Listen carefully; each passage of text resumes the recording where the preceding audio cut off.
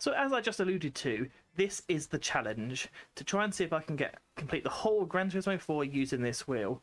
Little bit of update for you. I am using the Spec 2 mod, which does mean that there is additional actual missions, additional options, additional tuning options, just a whole plethora of different items. I've tried to keep as much as standard at the moment, but we'll go for as time progresses.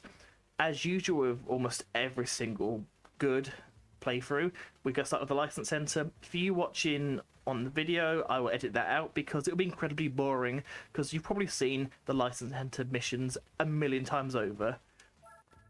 Unfortunately for you people still here, I can't edit it out because it's live. I do apologize for that. So we're going to start on B license. I will give everyone a little bit of an update that this is the second time I've done this. The first time it didn't go too well, so I've had to edit it out and restart it, basically start a whole new fresh save. I will be honest with you when I say this, that I have to move my mic a little bit closer, that I'm kind of a little bit embarrassed to say that it took me more times than I would like to admit to actually complete, not this mission per se, but some of the later ones, particularly one of the ones that's a hairpin challenge with an MX-5. I struggled with that. So I will do an update in a second when we actually go into it, but for the challenge I am allowed to use any car. The only cars I don't really want to use will be the license cars. I'm going to try and get silver. It doesn't overly matter, but I just want it to be a little bit OCD about it and just try and get it to be consistent. Also, if I get gold, I get gold, but I don't really want bronze. But yeah, so any cars that I obtain through just, well, license tests, I can't really use. If it absolutely pinches in, I have sock locked myself, then I will use it, but apart from that, I'm going to have to try and keep to prize cars I can purchase from either the actual dealerships or second hand, basically. But yeah, I'm going to see if I can get through this as quickly as possible. That is effectively what I'm going to try and do, because as I literally did allude to earlier, that license tests are incredibly boring. I know people love challenges to try and get all gold and 100% the game. I don't want to, I just want to get to the complete part, which for me completing is the second, because I think there's two, there's technically three, but the second of the three end credits, basically. That's what I ideally want to try and do. If not, I'll just get to the first end credits, which is usually by completing the World Series, or whatever they've called it in this one. The World Championship. Basically the ones with all the LMP1 cars and the great late 80s, early 90s Japanese monsters. So this is a Moza R3 wheel. It's stock, so I'm using the pedals that come with it as an SP Lite, something like that, and the base actual wheel that came with it. It's not that exciting, honest with you, but again, it doesn't really need to be, just because it is emulated. Obviously, I'd imagine, I'd hope most people understand that it's emulated. You can't do this on the base PlayStation 2, but this is an emulated version, Spec 2 mod. I completely lost my train of thought there, but the actual handling isn't amazing. It tends to be very on or off, because I guess at that period of time they've kind of had to retrofit what is force feedback. They don't have a team of devs doing it. It's just a very PCX2, the emulator, just, well, we're going to put it, for most racing games, the ability to have some kind of wheel input, but direct drive is probably not part of the game, so it's going to be a case of, if the game feels that you're losing grip, it will put force feedback on. If you feel like you've lost grip, it will take it away. So it's not the best. It's amazing for thinking that this isn't native. This is something that wasn't even conceivable when the game first released back in 2004.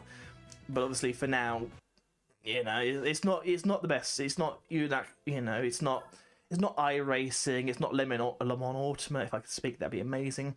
It's not modern day sim. I mean, in Assetto Corsa Evo updated 0.5 today, just to date stamp it. You get the idea of, no, you can't compare the two, but for a game that's 22 years old, which is probably a lot older than the vast majority of people that watch YouTube. I don't really know if that would be the vast majority of people actually watching this type of content, because, well, Would you be interested in games that came out before you was born? Possibly. I'm not one of them, to be honest with you. Although that being said, there are some games that I was interested in playing that came out around the time of my birth, but nah, it's neither here nor there, if I'm honest with you. And if you're wondering, oh wow, this is a bit boring, he's kind of going through all the very boring parts at the moment. The reason for that is, this isn't going to be part of the end game. It's just kind of, well, something I have to do. I mean, I know you can go in emulator settings and kind of bypass all of the licenses, but again, that's not in the spirit of it. But equally, it's quite boring, if I'm honest with you. I kind of want to, you know, have a bit of a chat, have a bit of an idea of what's going through my head with the challenge, a bit of what we might come across later. Because I can't really go, it's exciting, I'm going up to third gear now, But then again, I don't really think Gran Turismo is those kind of games where you would want to do that. You know, it's not a hardcore sim where you have to give every little bit of what you're doing. So or dab a break there. So it's just not needed, is it really? It's not that kind of game. It's very, I mean, it is an arcade game in the sense of it does have very good physics, but it's not a sim. The first bronze, I get to redo it. That will teach me from talking nonsense. Something that I'm incredibly good at.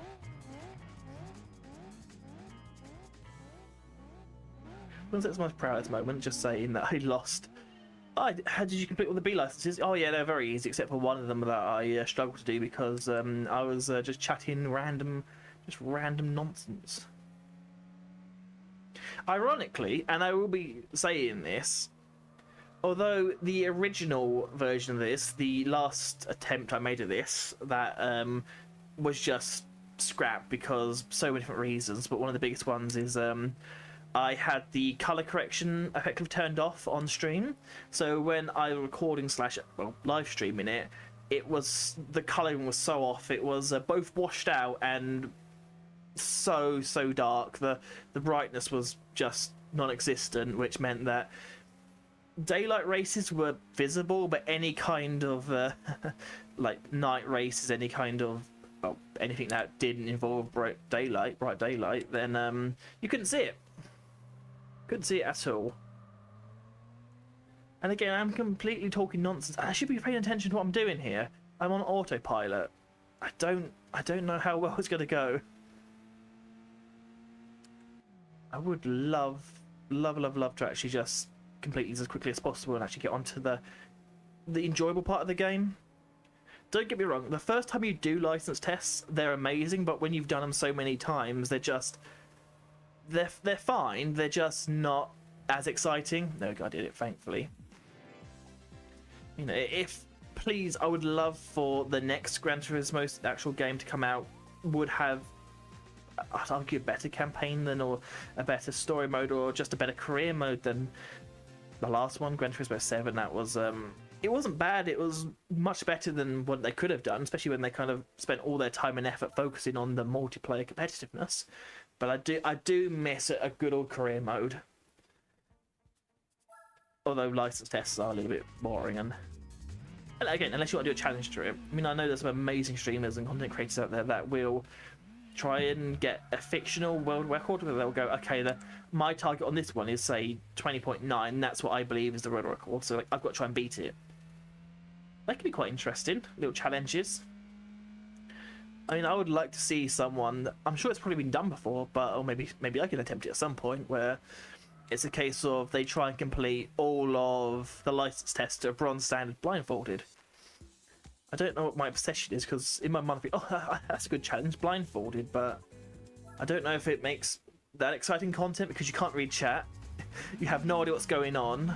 It can probably be incredibly frustrating for people watching, but also the person doing it. I don't know if, unless it's like a highly edited content version, which, yeah, it can be quite exciting, I guess, because you'll just basically edit out all the laborious, boring parts and just have probably the high amount of salt and frustration going on.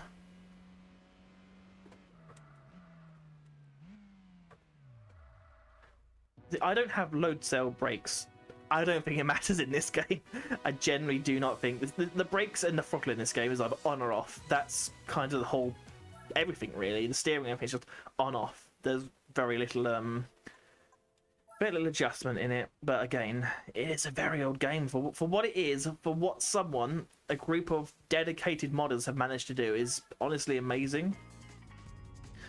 They're so talented.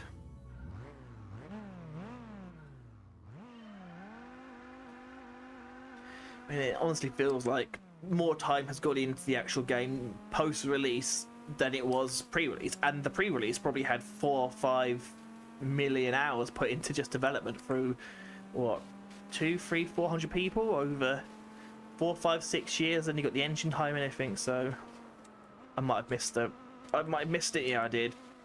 Yeah, I realised that didn't go too well. Yes, let's retry that one. I mean, it's not an actual playthrough unless you've managed to mess up dramatically in one of the braking tests. I'm just glad it wasn't the beginning braking test. I'm quite glad that it was this one, which is the hardest out of all of the... I mean, there's only 3 of them, but I'm glad it was this one.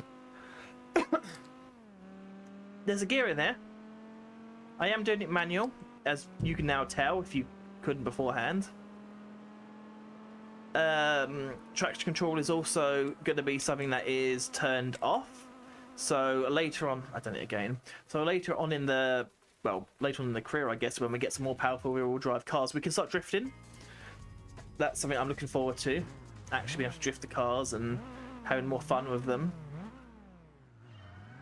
I do feel that you kind of have to make your own fun in this game after you've done it a couple of times, purely because the AI is good, but you just, as a person, want to cheese it. You just find ways to beat the game. Like, I want the best car, the fastest car, the best upgrades. I want this, that, and the other. By the time you actually get into the race, I'm going to brake here. Is that too early again? Yes. Oh, that's way too late. So it's before even the warning of the 900. So I want to try and brake just off the 800 mark, maybe. Maybe that'd be a good idea. Okay, just heating up them rear tyres completely pointlessly, but just for fun.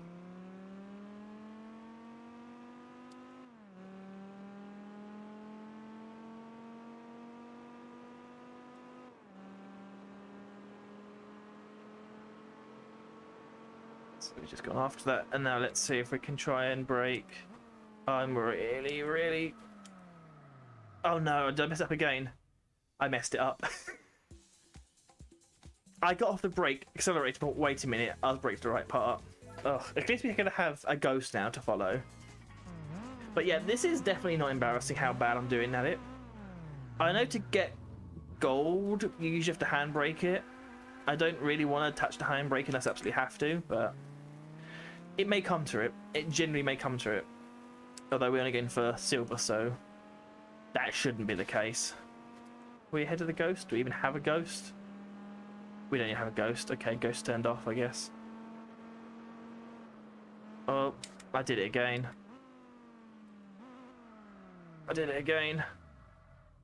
Okay, didn't matter.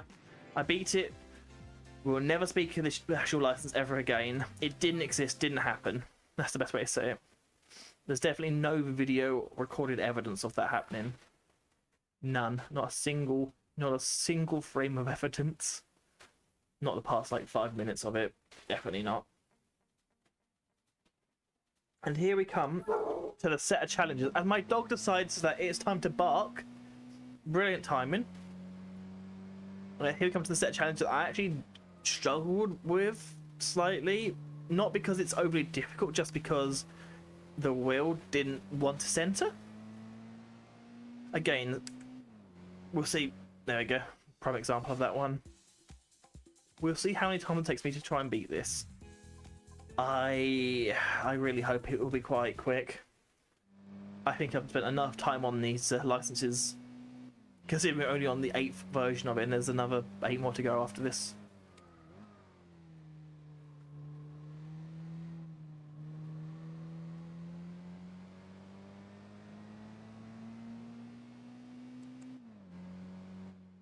Does seem that the ghost's off. Don't know what button is the ghost. There we go, got it. I knew one of the random buttons I mapped would probably be it. It was bound to be one of them. There we go. Quicker than the last time I did it, which is always a benefit. Always a bonus when you manage to complete something that probably should have taken 10 seconds. Although, here comes my favourite bit that I'm definitely going to do. 100% going to do. Oh no, I hit the wrong button. What a shame. Oh well, I guess we better continue with the other ones. I'm a brilliant actor, I don't know if you can tell. That's something I should have been, apart from... If I wasn't a failed YouTube streamer, I would very much be an actor. It's something I could not be. When I was younger, I wanted to do it. I generally wanted to be an actor when I was younger. But when I took, well, I say took, I thankfully didn't take GCSE drama, which is the thing that you take when you're 14 years old to 16 years old. Like, oh, do you want to take it? Like, no, I'm good, thank you. All my friends took it because they saw it as an easy course. I just thought I would like to do it because it's an easy course, but then again, the couple of years beforehand, we all had to take it as like a standard lesson. I never once got praised for it. I thought I did a good job, but I think that I just overreacted. I think that's my idea of good drama is overreacting, and that's not. It's believable. Make it believable, not just I'm just gonna throw my arms around and raise my voice and scream. That's good acting. No, that's not good acting. You're never gonna watch a show and someone's like on the floor going, ah. It's just it's so cringy. Such a cringy thing. I mean, I do it nowadays. I mean, on stream, I'll just go, oh, that's awful. And that is something that I've had to kind of learn to do. Is actually be a bit slower and be a bit calmer. I mean, so if you've ever come across my actual YouTube channel and page, you'll think, hang on a minute. Is there somewhere that there's 500 videos been uploaded to this channel and yet I can see like 2? The main reason for that is because they were done when I was about 16. Well, 16 to 21, I would say. And they are very... They haven't aged well in the sense of... It was a teenager. Imagine a teenager wanting to be the next big, I guess, at the time, like PewDiePie or something. You've got to be loud and annoying, and... It's just... Unless you play, like, FIFA or, like, Call of Duty nowadays, it's just... Most people don't want that. It appeals to the younger audience, I guess, but usually they prefer more popular people. Does that make sense, I guess? They prefer the ones that are football players in real life, the ones that are cool, the ones that will have, you know, are really popular. Like, yeah, look at them. I'm proud to watch that particular content creator, even though they're like a child, but, you know, that's their demographic. They'll say then that's not a demographic, but 100% that is. I mean... Nowadays, they're probably full of, like, 20-year-olds because that was their demographic, has just grown up. Rather than the content creator growing up, their demographic grows up. Oh, and by the way, I don't know what the heck I've been... I mean, I do know what I've been talking about, but it's just a case of I'm just randomly ranting because I have to fill dead air. That's something that I will try my best not to do with the races. Obviously, I try and be interesting, but I will not try and just constantly talk because that is on its own very annoying. I know I don't have the best voice. I know that I really struggle to pronounce so many words incorrectly and say the words incorrectly and just all manner of just awfulness.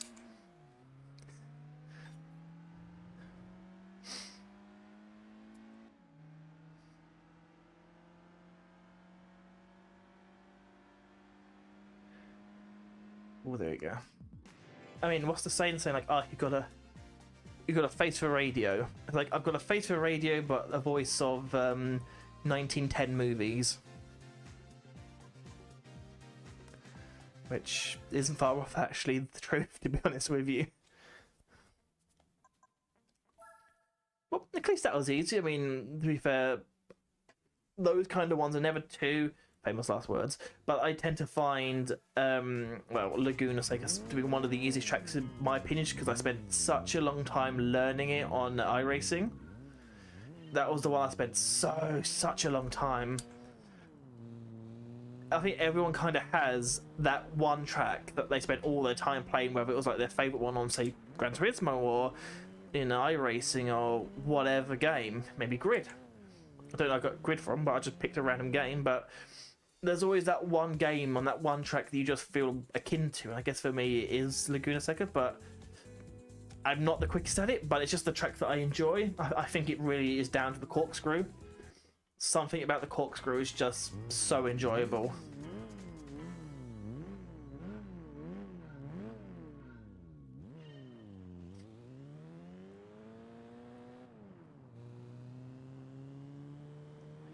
I will also say, apart from just talking random rubbish about which track they prefer, or I prefer at least, I really rallying in this game with a wheel genuinely is amazing. I don't know how or why, but it's 1,000 times better than just going on tarmac. It just is, and I don't know why, but somewhere in the coding, I guess this if traction control should activate or something, it's probably something in the back end that links to it. But whatever it is, whatever it was, they've done an amazing job on dirt and gravel and just about anything. I mean, don't get me wrong, I'm not exactly playing the newest, like, Assetto Corsa Rally or, you know, Codemasters now defunct EA Rally game, but... Do you know, that's the first time I've done that. That is the first time I have done this actual license more times than I'd like to admit, mainly because I'm not very good at it. But I don't think I've ever looped it quite that badly before. I've hit the outside wall, I've hit the inside wall before, but I've never looped it like that. I don't know if that's going to be... There we go, that was much better than I thought it was. It does feel... Some things feel a lot easier with a wheel. And then other missions feel a lot harder. It kind of comes down to, I guess, the car and track combo, more the car on most of them. Just if the car doesn't have whatever the feedback it requires to give you force feedback, so you're kind of guessing where to steer. I know the slower cars are not very good. I think the rule of thumb is the faster the car, the better the feeling is in this game, especially on the wheel, force feedback wheel. So in the slower cars, although it's not the end of the world if you overturn the wheel or underturn it and you just understeer or oversteer off the track, that doesn't overly matter, but you have to kind of guess the level of steering when you lose grip. I mean, this one is still quite a slow car, but it's better than, say, I don't know, Fiat 500, one of the early missions you get to do. Those ones are, you're guessing. You are literally thinking, okay, I'm going to guess the wheel lock and I'm going to stick to it and hope for the best, because I have little to no way of telling if I'm going to get in there. Apart from visually, we've seen it, obviously. But you have no force feedback. You have no information coming into you there. There we go. There we go. I felt like I go wrong. Somehow I managed to get it. I probably could have got gold if I would have managed to actually hold on to it there, but the wheel just got heavy and I thought, maybe I'm going to do something wrong here.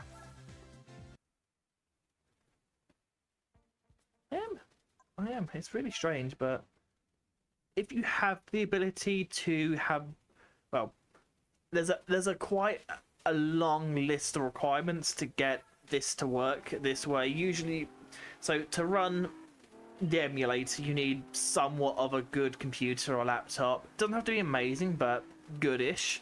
I believe you need a better processor than a graphics card, because it has to effectively change all the code into something that's readable in like modern day computers rather than the PlayStation 2 code and tons of other bits around that. You then need to have a direct drive wheel, which you can pick up for, I mean, this one was picked up for what, $300? Not even that you can get one for, so that's fine. That's not the biggest deal ever. I think it's more about the computer, especially nowadays, to actually have a decent computer. You then need to learn-ish to mod it. So this is the Spec 2 mod. Not that it makes too much difference, but I believe it does have an impact in how the handling model works.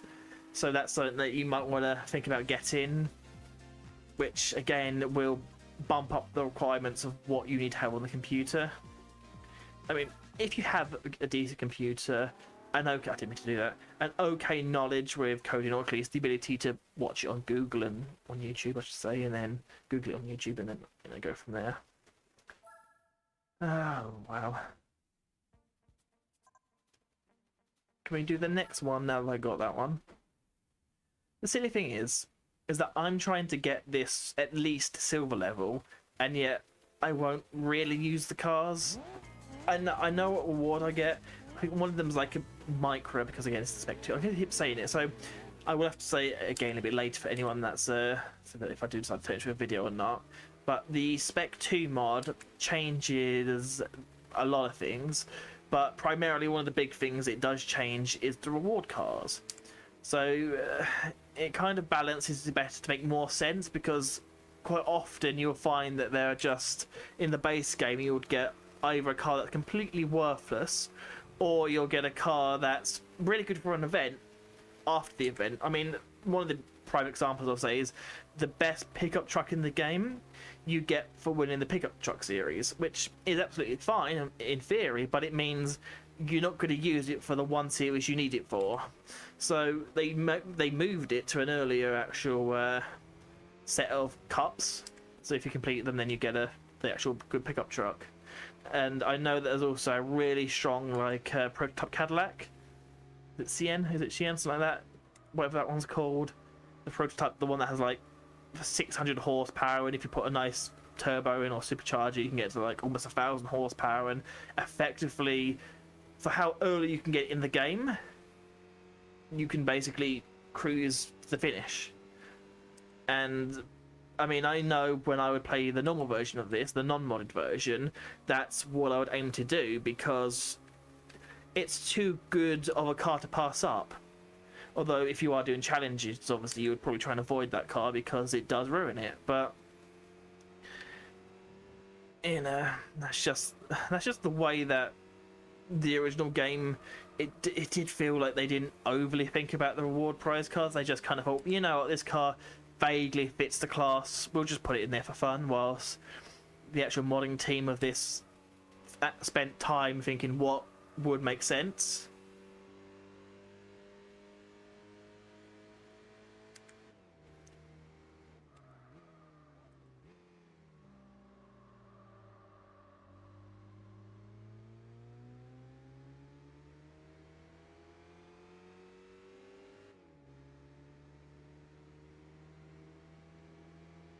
Hopefully I'm going to beat the time. Yeah, that should be okay.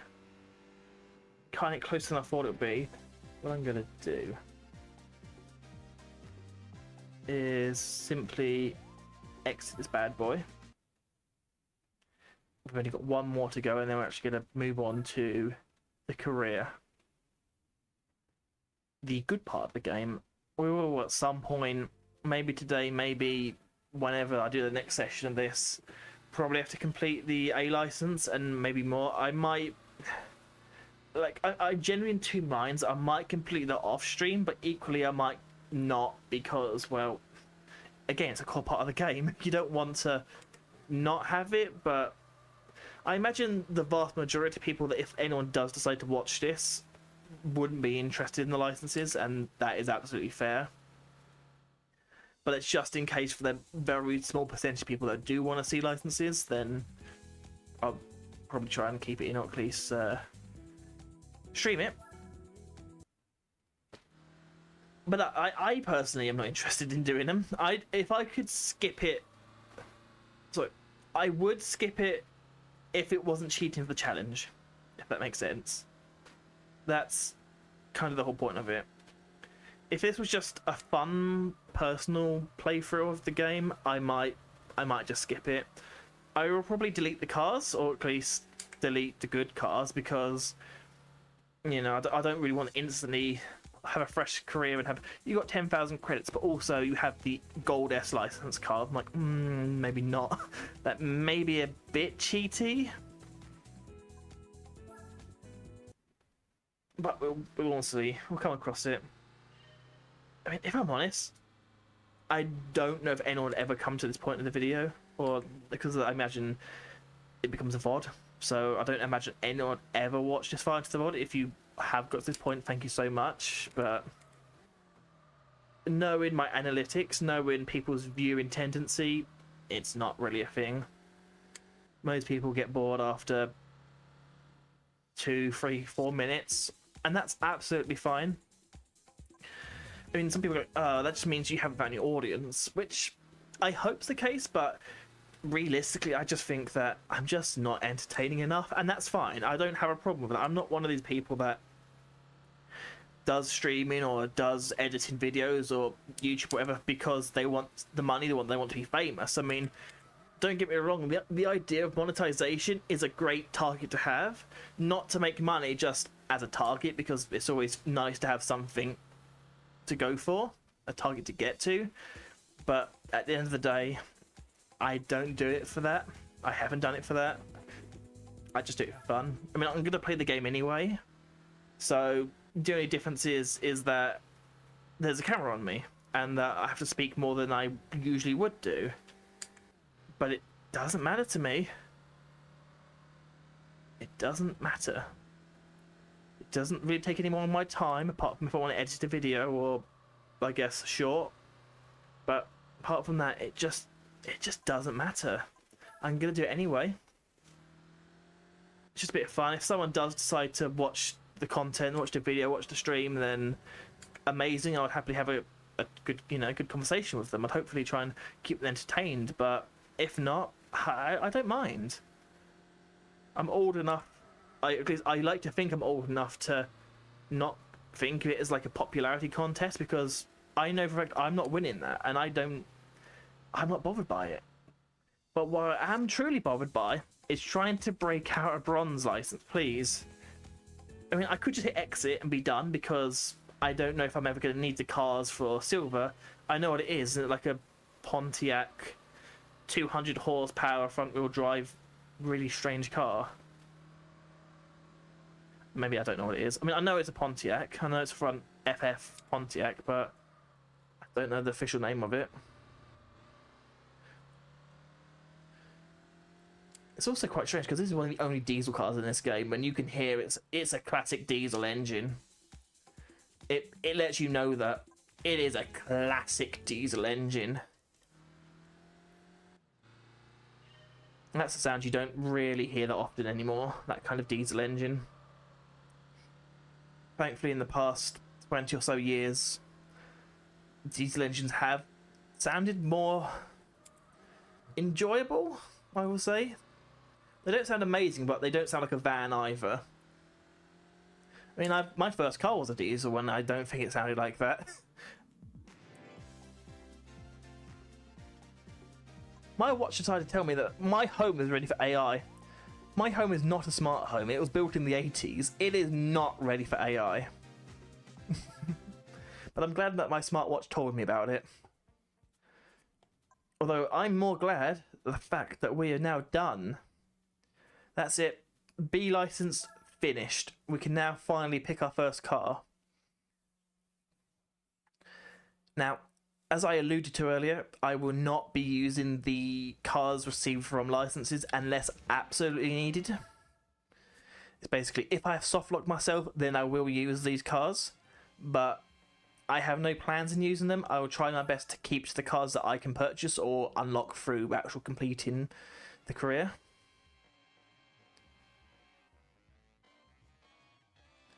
Now that is interesting. Did you hear that? I got the sad trumpet. The game wasn't happy with that and decided to play at half speed. But we passed it. We're done. We've completed it. We've got cars that we will almost definitely never use, or at least hopefully never need to use. So, here's the question. What do we buy now? Now, the best power to weight ratio and price as well is probably going to be in the historic. I mean, there are some, probably not the best example is this one. I mean, the 30 horsepower, but for the price, definitely not the Fiats. They're not for me. We got a step van. Very strange name for a thing nowadays. Triumph Spitfire. That's a good option. I mean, we've got some classic. We've got a nice Bluebird. That's nice, actually. They got some nice ones. So, the RX-7, in theory, best car to have. It's got a high horsepower. There's a lot, and I mean a lot of actual opening missions and cups will require it. So I keep saying missions as cups, or another good one there. So lots of options. That's an idea. Let's go for the newest ones we can get. These ones are going to be very expensive. Typically going to have better handling. There's a problem. The Cube, Nissan Cube, I would like that. Can't afford the Polo or the VW Lupo.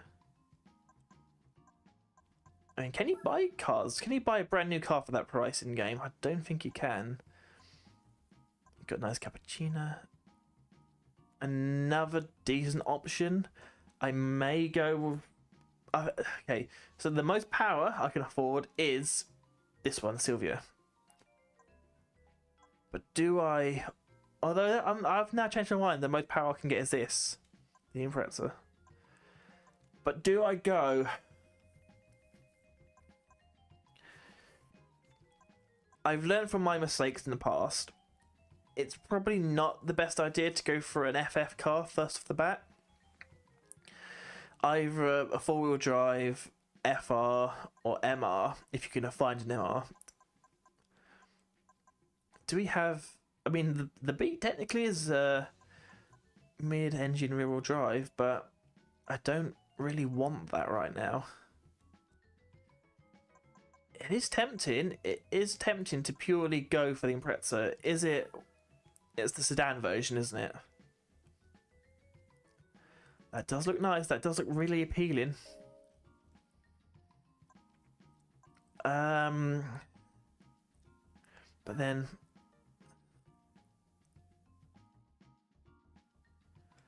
Ah, that's a nice colour. That is a nice colour on a car.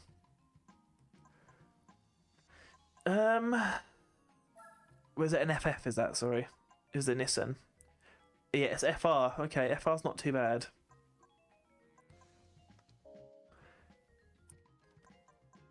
I know I'm taking a long time, but in my opinion, the starting car you pick says a lot about you. Well, at least it makes the career easier. We can go for an 80s. I would say get an MX-5, but let's be honest, that is kind of the only car you get in Gran Turismo 3. Is just the first half of the game is MX-5, Miata, Miata, Miata. Like, no more, please, no more. I'm just trying to think. Is there anything... Toyota Starlet, good car. I know I went a bit overboard previously on that one. And then MR car, it's a very low horsepower version of the MR2 though, so that isn't going to be that good. I know what I'm going to go with. Okay, so I've made my decision. We're going to go back here. We're going to pick... We're going to go with...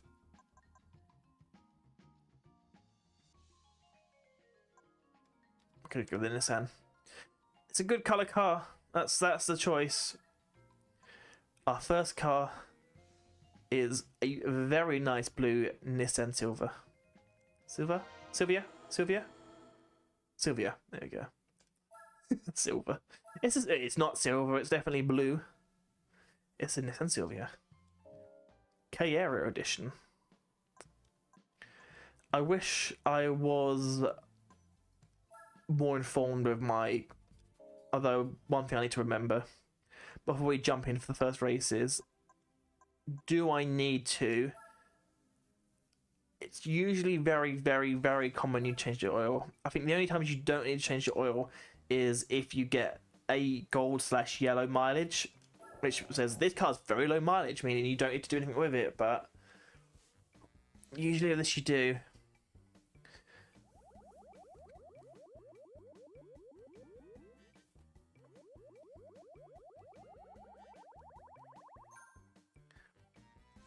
There we go. GT Automan has successfully drank all the oil. Because he didn't put it anywhere. It just magically appeared out of his butt, I assume, and then into the car. Maybe he's like an oil recycler. It's a very weird thing to say. Okay, first one, Sunday Cup. Here we go. First race. Even better, maximum base price to make sure that you do not turn up in, well, I guess a Le Mans car, really. One of the great 80s or 90s monsters. Let's go, let's start with the default one. First race. Very first race. On the wheel. Our brand new, nice Nissan. Well, it's not new, but it's new to us. Spec 2 mod. Here we go.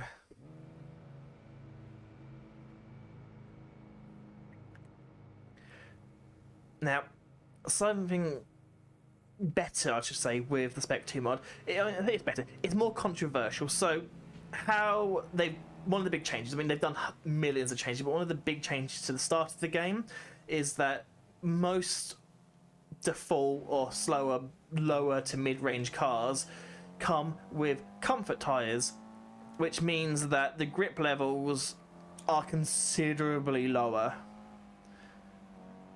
If you compare this car on comforts to semi-racing or sport tyres, shall we say, there's a huge difference. And I'm feeling it right away. Straight away, I'm feeling that the car just understeers. Thankfully, all the other AI cars are also on comfort tyres, unless somehow they manage to get a very high mid-tier car. They do tend to come with sports tyres, but for the most Sunday Cup cars, almost every single one is always going to have just a very basic comfort as they change down a gear badly.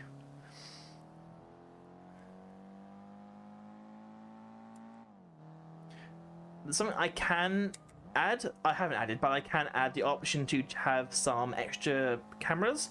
One of them being bonnet cam, and another one being, oh, as I get a bit of a tank slapper on there, and another one being internal car cam. Now, they haven't actually rendered or edited or created any interiors. It purely is just a camera mounted where the head of the driver would be, and the entire interior is just non-existent. You're effectively looking at just blacked out pillars, not too dissimilar to some of the ones you would get in Gran Turismo 5. So I guess they kind of took a page out of their book, really.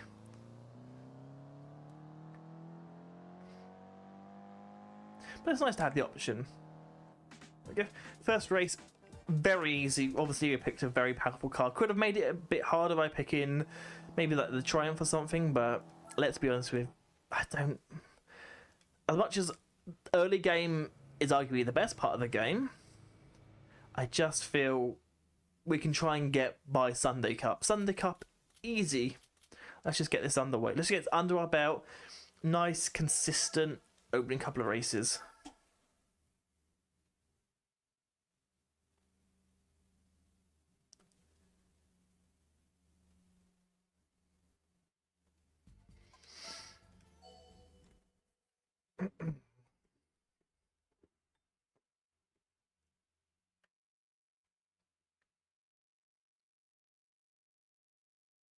There we go. Grand Valley East. Nothing really to worry about. I mean, we do have nearly double the horsepower of everyone else. I mean, we know from what we saw earlier that the MR2 is probably sitting about 130 horsepower. The Polo's probably got similar-ish, maybe. Alpha. Yeah, they're all around the 120 mark. Nothing too exciting. And then we got this one, which is 210 horsepower. And it's not all about horsepower, so you gotta make sure it's a nice handling car. This car does have some unique quirks to it. I have noticed that in the last race that if I go too quickly into a corner, the rear ends do want to step out, which is good.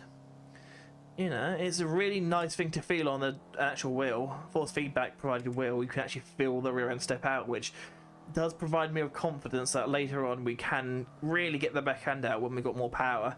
At the moment, with these awful comfort tyres, we just are not going to have any ability to, well, to race effectively and get the rear end out, but it's fine for now.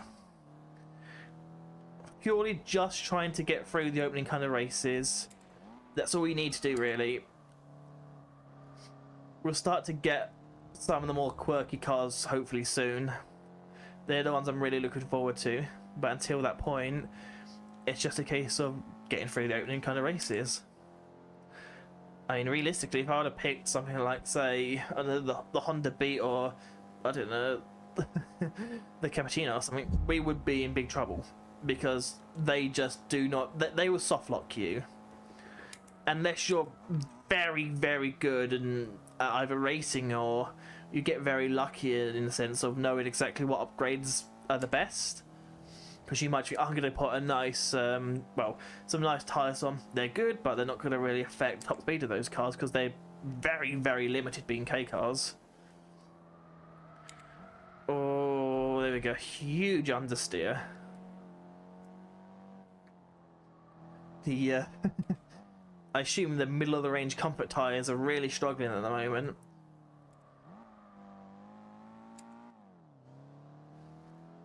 Just to double check though, yeah, they definitely do not have... Didn't enable the other camera options.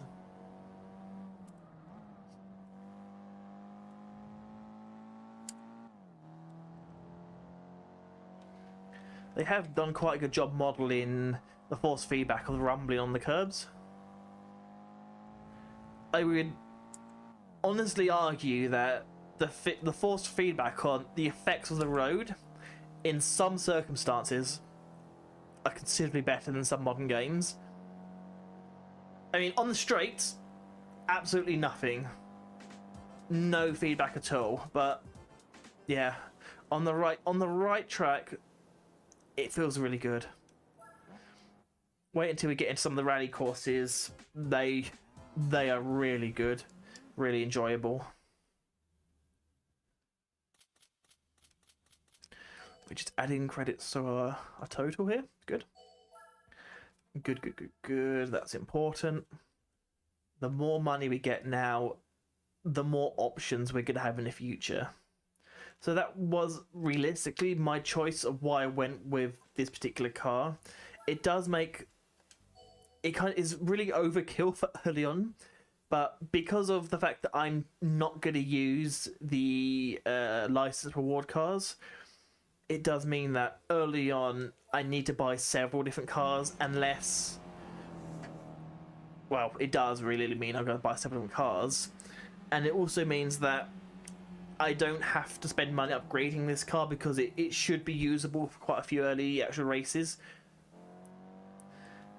And I can then put the money, rather than having to upgrade this car, if I would have picked, say, I don't know, the Starlight or anything else around the 120, 130 horsepower mark, which will make this one so much more of a challenge, I will just struggle later on because money, early game, it's not as bad as some of the other Gran Turismos. I mean, Gran Turismo 3, you can soft lock. You could literally put yourself 2-3 hours into the game and still manage to soft lock it. This one kind of learned from it, which is good. It did learn from the previous games, not mistakes, but quirks and difficulty levels, where there's a lot of ways out, mainly being reward cars from either licenses or, well, just within cups.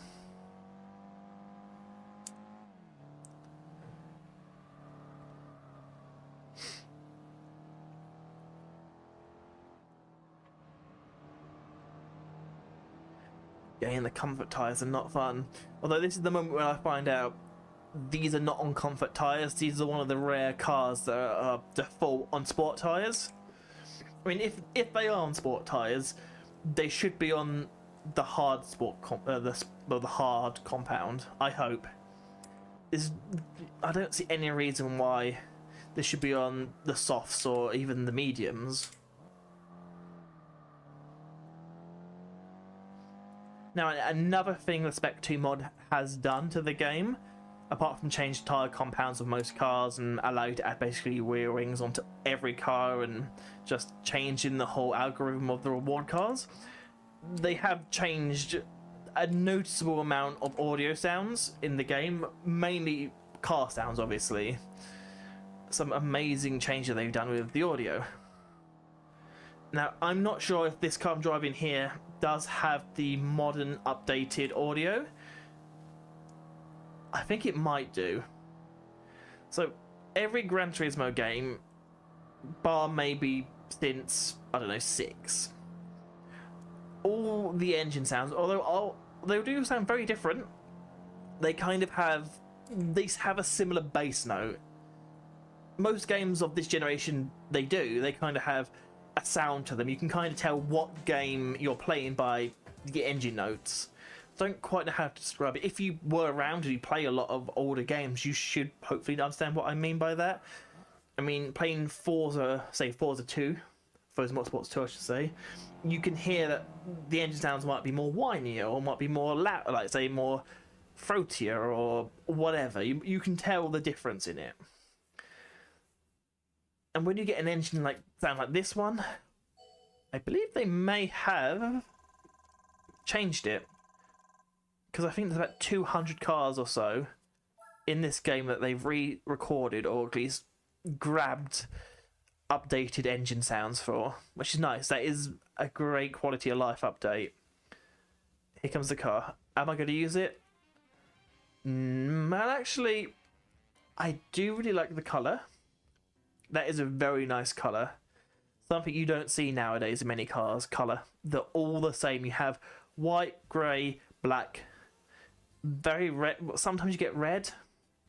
That's basically it. Those are your colour choices now. It's just not the same. Back when this game came out, it came from the, well, obviously in development in the tail end of the 90s, where there's so much more colour, and they get into the 2000s and it goes, what colour do you want?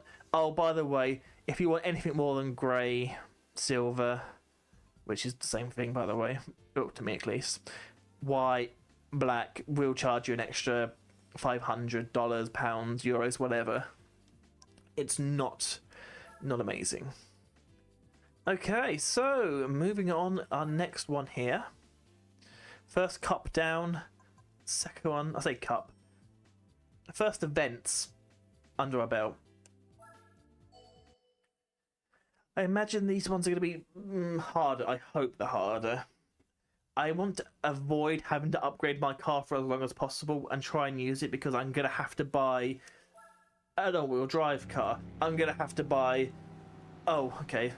Straight away, what did I say? I'm hoping that I wouldn't have to upgrade my car, and we turn up straight away and I'm going to struggle. I don't think I'm going to be able to do this. I knew I'd jinx myself as soon as I said it.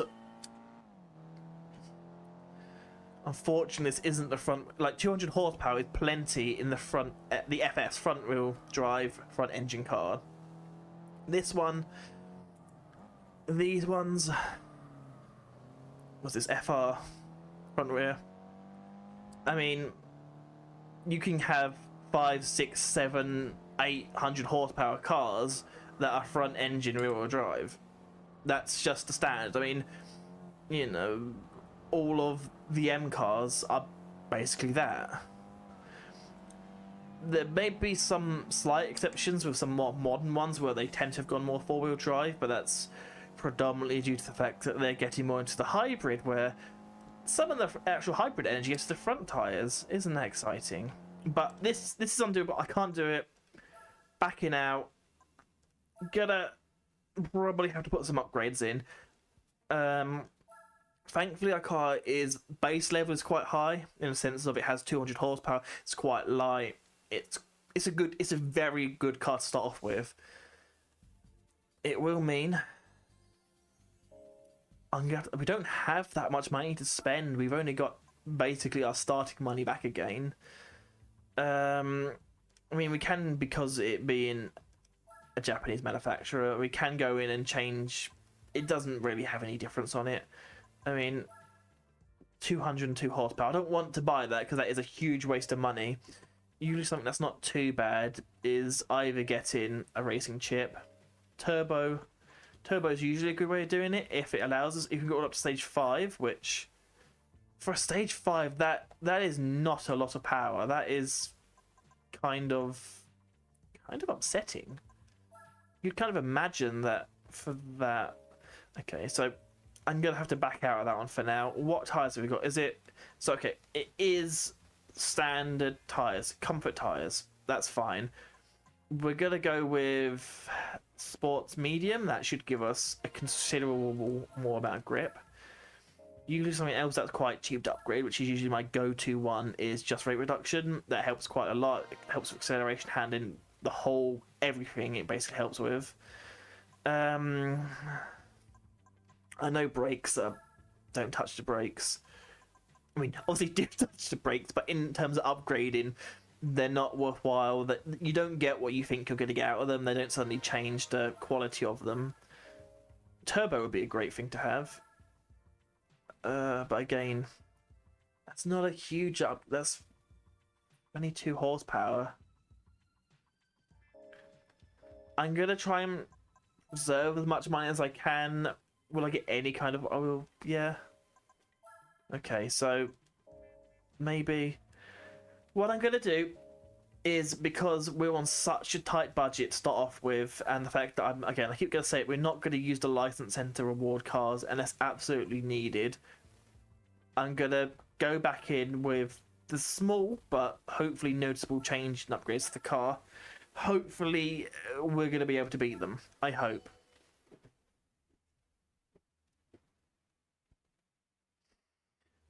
That is something that I hope we're gonna be able to do. Anything under 80, usually, maybe MQ pays, Z4s. There are some nice powerful cars in here. Yeah, 121. I think it is down to power now. I mean, it has to be down to power. I mean, I know some of them are going to be producing close to 300 horsepower. We don't have that. We're here with only, what, 210? We have more than we had. And with better tyres means, well, a great deal, to be honest with you. The tyre changes and the weight reduction, I believe, we can win this. We can win this. It's just that main straightaway where that's going to cause some issues for us, but there we go.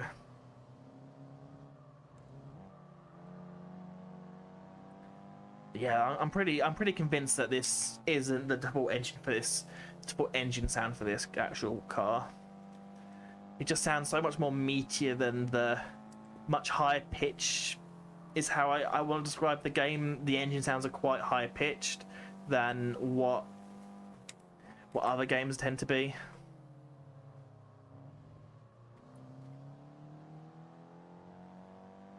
It does sound like they put a very nice exhaust on this car. Even though I've not touched exhaust, but it just sounds like when the Spec 2, the dev team came in, they put a nice exhaust in it. Don't want to hit that. That's not ideal, but yeah, there we go. That's going to be a very nice chunk of A-Spec points, which is great to have.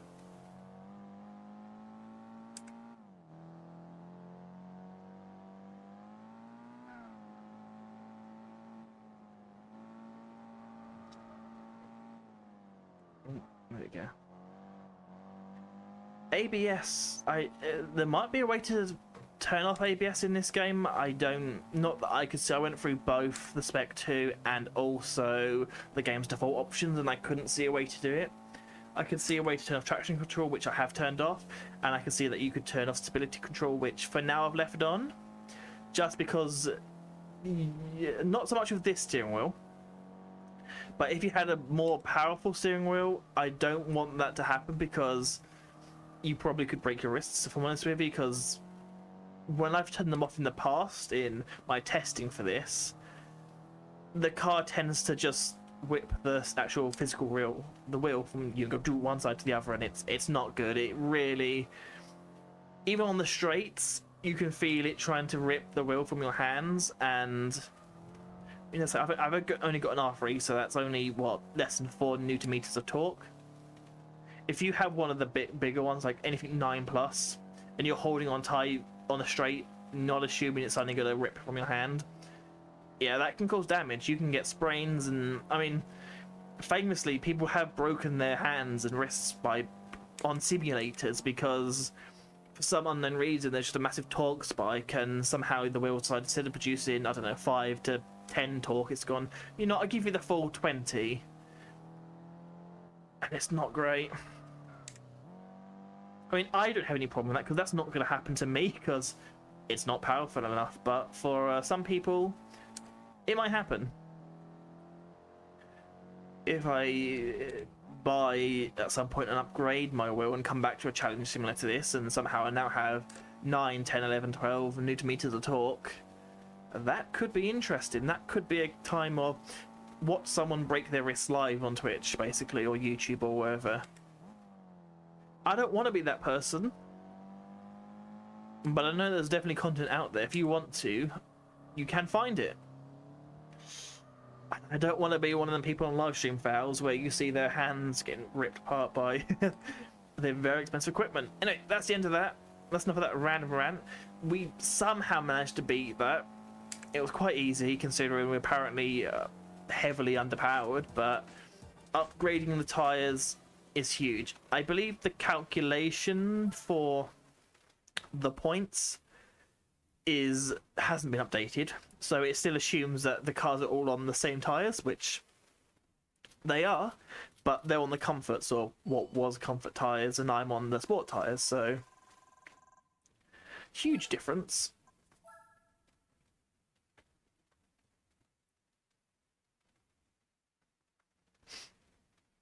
Huge difference. Okay, now let's race Tsukuba. Very much like Tsukuba, one of my favourite. I mean, I say that about a lot of the tracks. I mean, for track content and the amount I've played Gran Turismo, I love Gran Turismo 4 in particular. But something about the actual license, they haven't got a single bad license track in this game, and that is quite rare. Quite often they'll put in a cheap track because they can barely afford the licensing. I know by this point, Gran Turismo is a very, very renowned actual time. No, it is even now, but even back then, when this game came out, it was very renowned to being one of the best driving games out there. So, a lot of tracks were very happy to have it in a game. Which is one of the weird things with, well, games, especially in the 90s. I mean, the original Gran Turismo game basically only had fake tracks, because getting licenses from actual real-world tracks were not really a thing back then. It was only really with the end of the PlayStation 1 into the PlayStation 2 era where the budgets for games were suddenly a lot bigger, and that could mean that they could approach the owners of these racetracks and say, can we take pictures of this track, can we then model it in our game, and can we use it, and can we have the rights to not only have the track in your game, but also like the logos, the billboards, whatever else that might be. And I can imagine that's expensive. Just to model a track, you can't just randomly have a guy turn up on the day and think, you know, we'll randomly do it and from memory I'll design it. There's usually, what, hundreds if not thousands of reference pictures. That's expensive. You've got to send someone, especially if you're not based in that country, you need to send at least one person out, I guess, to take pictures. This wasn't a thing, was it, back then? So going into, well, the PlayStation 2 era, it was just such a strange thing for a lot of people to actually have real-world tracks. Big wreck there. Thankfully, damage model isn't a thing in this game. Never really was. I always feel that was one of the things that separated, or at least what Microsoft wanted to separate Gran Turismo and Forza when that did come out. They wanted Forza to actually have, at least for the time, quite an extensive damage model, which it did. It definitely did. I mean, I remember playing Forza 2, which was my first Forza Motorsports 2, and seeing that the car could quite literally be crumbled up and the bonnet would be just almost unrecognizable. The whole car would be almost unrecognizable from the first car, rather than what a lot of games did, and especially nowadays still do, where the paint will chip, the windscreen will crack, and maybe a bump will fall off, and that's about it. I really need to get my head down now. I really need to start catching up. Doesn't help if I miss my breaking point.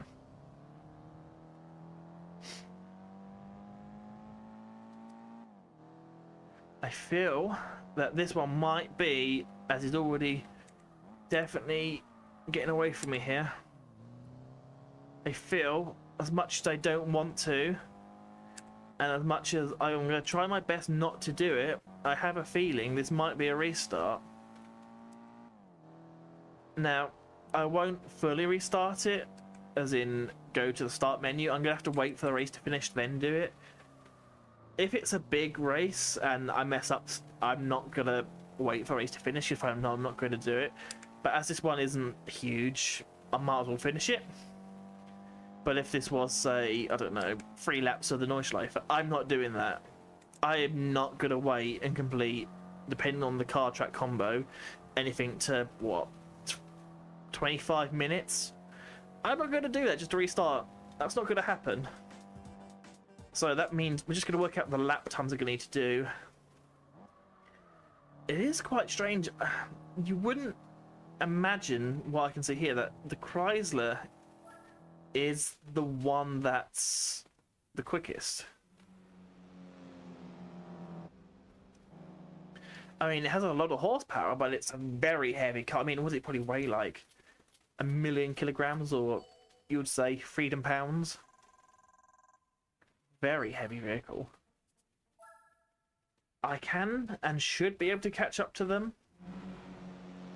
I mean, it is a rolling start, which isn't ideal, and he's already at front, which again isn't the best. It's just going to be a case of getting my head down. I might be quiet for this one, I'm afraid. Although some of you might be quite grateful for that.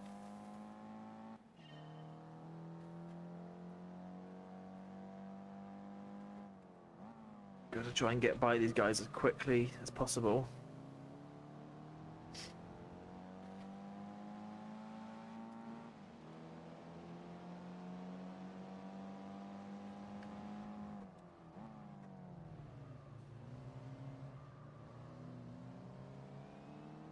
Gonna try and maximize the benefit of having the tires, because my tires are probably a softer compound than theirs. It'll get into temperature quicker. Tend to see it that my lap 2 is going to be my quickest to catch up to them. I think on the 3rd lap, from what we saw last time, he's quicker than me, so here's where I'm going to need to make up as much time as possible. Obviously not going to happen on the straights, just don't have the power.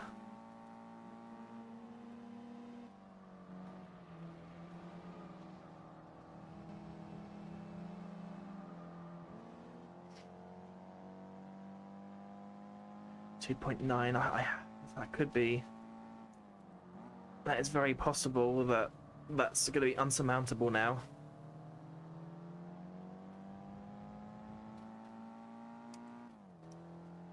I'd rather it wasn't, but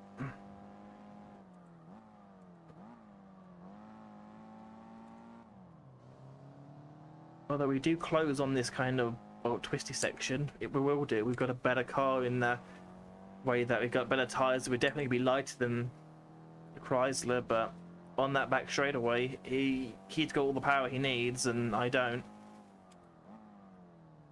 We may need to put ourselves in a situation where we can dive bomb. Thankfully, that's one of the good things about racing against AI compared to actual real people, is if I do a dive bomb and take them out, they're not going to be upset. They're not real.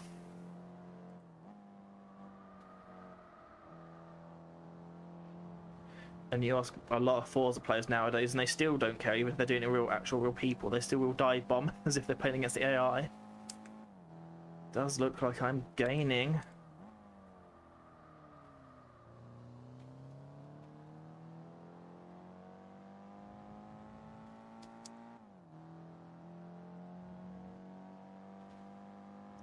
Did gain time on that.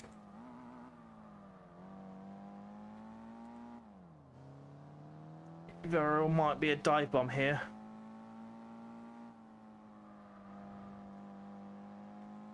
I don't think I'm going to be able to get it.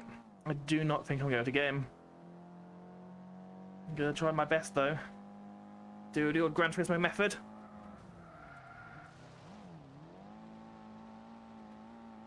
Didn't work. It was worth the effort. It was worth the try. And I know I said that I wasn't going to bother doing this, but I definitely am. I mean, we could have done with the money. Thinking about it, that may have been a very stupid thing to do, considering the money. But we'll see. I mean, it's definitely durable, and I mean definitely durable. We saw that. If I just gain what half a second over the first 2 laps, that dive bomb wouldn't need to be anywhere near as aggressive, and we very well might. I mean, if everything goes well, we may be lucky enough to actually be able to overtake him on the track.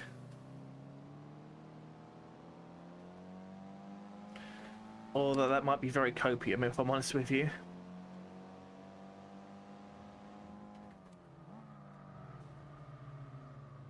Now that we know how much we have to gain, we might as well start using the other cars as, well, as brakes. And that's what they're basically there for. They've got no chance of winning it. They might as well be used to benefit me in some way.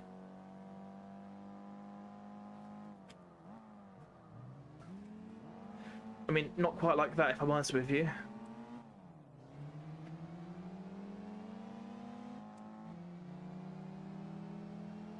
Don't think I'm any closer than I was the last time. If anything, I'm actually might be further back.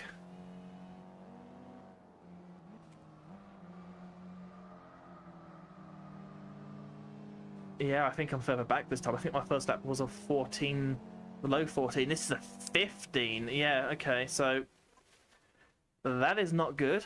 We are... I hit the wrong one there.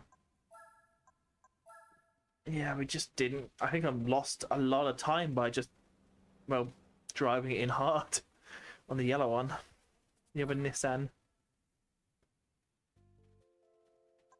It wasn't even necessarily Mercedes. My brain is just... You can see exactly what I'm doing here in the sense of... It's hard. This is the exact point I was on about, saying that we could go back to the upgrade and spend more money on upgrading it, and this race could be anything but difficult. But the problem with that is we just do not have the money to invest right now in these.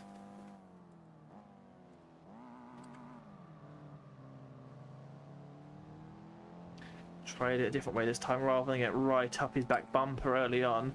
I thought I'd try and focus on getting a better exit there. Don't know if that worked or not. The car, for some unknown reason, I thought was another Nissan. Definitely wasn't. Very clearly a Mercedes. Was it an SL230, isn't it?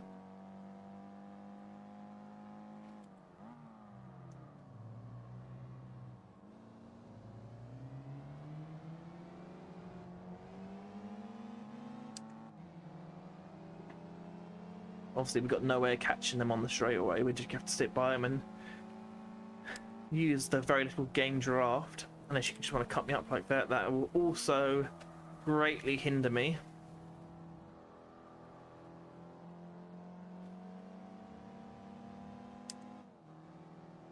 Not the greatest first lap.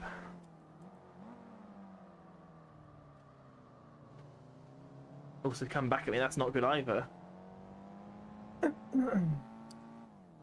I said last time, or because a couple of laps ago, a dive bomb might be possible, but I don't know if we're close enough to do it this time. I don't know how I managed to do it the second time around, get that close to the guy.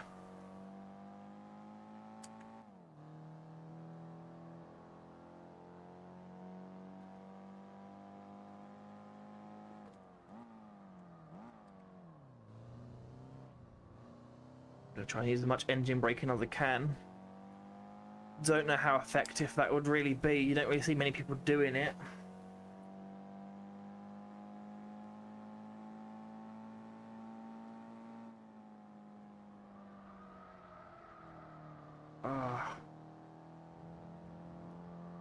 That really hurt me. I carried way too much speed into that. 2 seconds.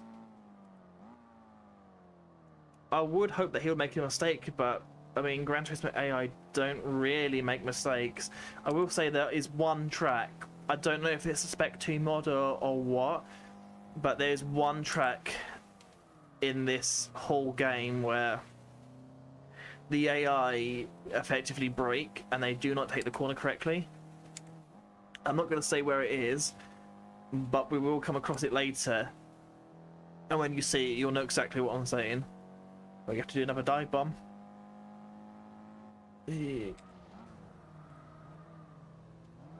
No, I mean, we might have another opportunity potentially if he breaks too hard.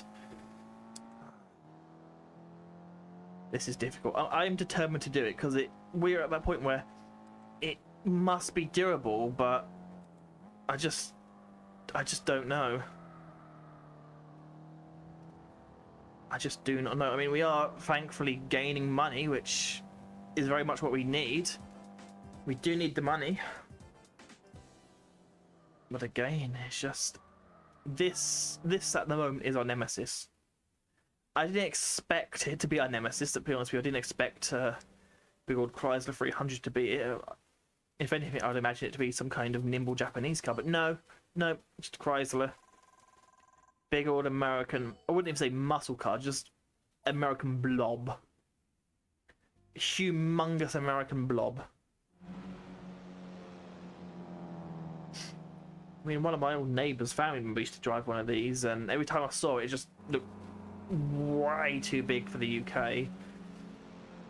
I mean, compared to these small cars, you'd assume that that's just because these are old 90s Japanese cars, when in reality, yeah, they are, but that Chrysler is huge. It's an American beast.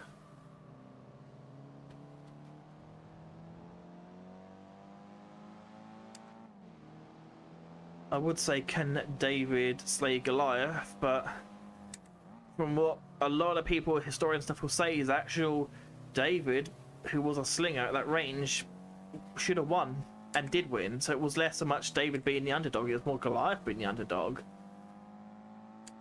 Not that I think people actually care about mythical history at the moment.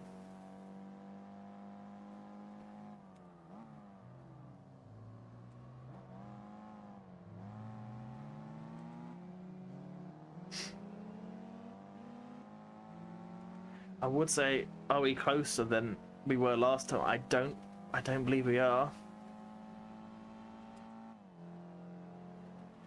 Definitely hear the supercharger whine from the Mercedes behind us. We're definitely not close. Yeah, we're about 3 tenths behind than we were last time. I've got to do a cheeky little dive bomb here to try and get in.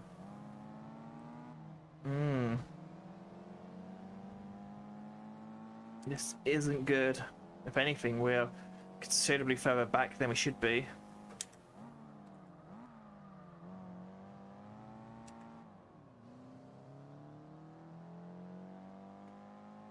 Maybe first gear's what we need to do around that corner.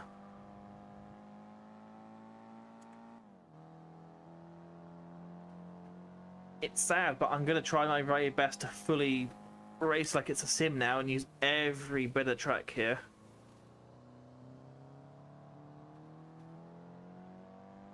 Maybe that's a bit too much track I took there. That's some grass. We don't need grass. So I believe the closest we ever got after the second lap was about 2-ish seconds. I did it not as bad as I did last time, but it's still not ideal. 2.4.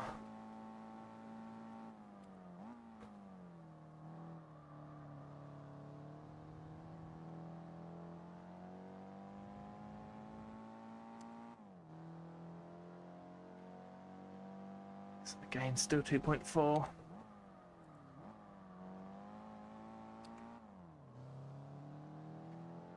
Don't know if first gear is beneficial for me there, if I'm honest with you. I mean, we're going to be close enough to do an attempt to dive bomb, but... Well, I say dive bomber. Most definitely an attack.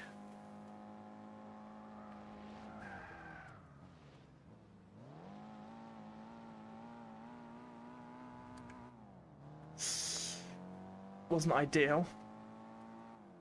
I stuck in first gear for too long there. But we may get close enough to him when he breaks. No, that was close. That was close, but almost. If I would have changed up a gear that second earlier, I could have done it. Could have done it. Absolutely, I could spend money and upgrade the car, but I just don't know. Do not know.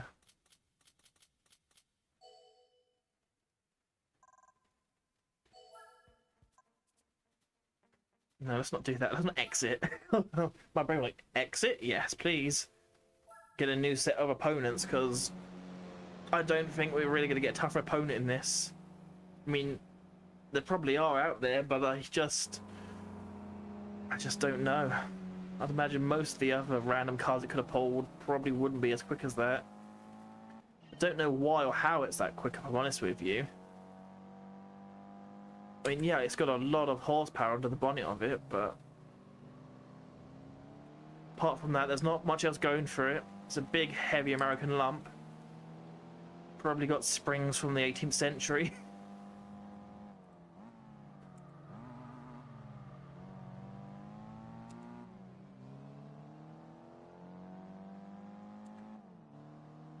You can just hear the whine of the engine behind us. Does sound quite nice.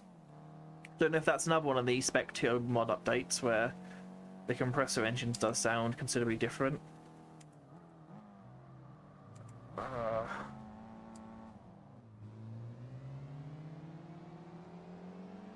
It's not ideal, if I'm honest with you. That definitely held me up more than I would like it to. We're going to see if we can kind of use those cars up on us now.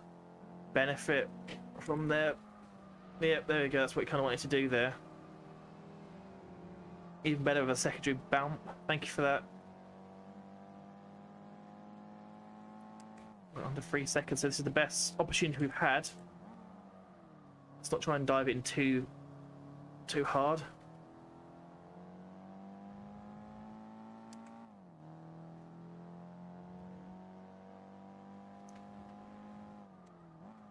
It's going quite well, actually. I don't want to jinx it, but so far it's good.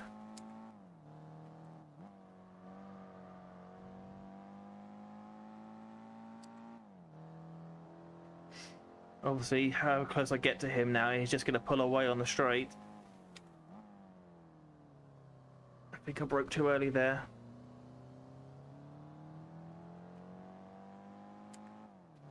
I mean, it seems weird what I say, but from the distance, it looks like I'm chasing a Vauxhall Vectra.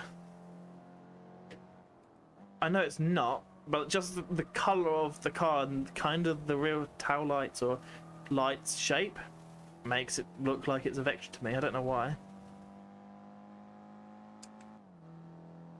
Definitely closer. Definitely closer. Should mean I wouldn't have to do a massive bomb on him. Dive bomb, I should say.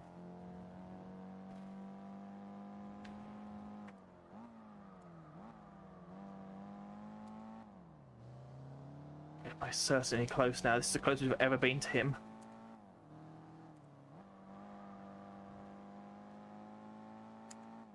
It seems to be able to take so much more speed out of that little kink there.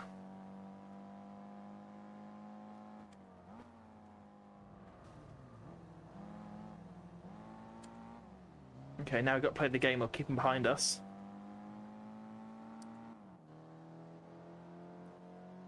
I think we're going to do it. I think we're going to do it. We might have a little run on us, but we should be able to get the car. Oh, we did a little dive there. You see that? Hooked his little engine through. couldn't do it on the outside. Yes. That took a lot longer than I'm willing to admit there, but we did it in the end. He tried to get back at the end.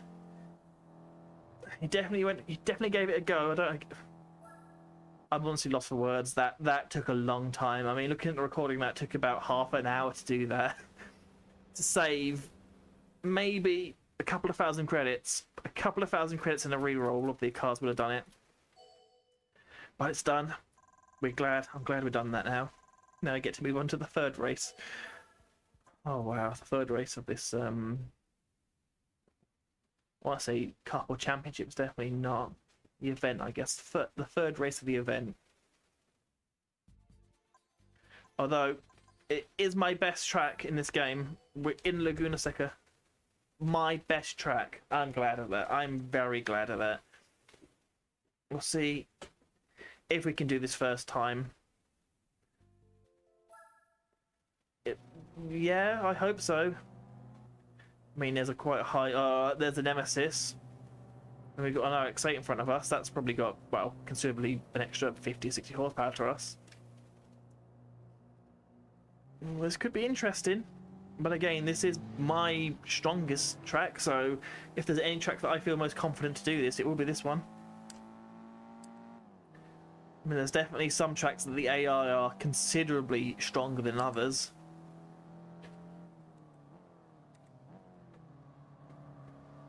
And we saw when we first went to Seattle, the first race of the event, that was very easy. Second one, Laguna Seca, that took about 1,000 lifetimes, so we'll see what we can do. It's going to be predominantly the corkscrew that I'm going to gain the time here. Just using up the cars. They will have considerably more power than me, but the tyre difference should hopefully negate that. Keyword being hopefully. Doesn't look like they're really pulling away from us, which is good. A very appropriate board there, to be honest with you, considering what car's behind. It's a little Rankle engine. Doesn't go bow, it definitely goes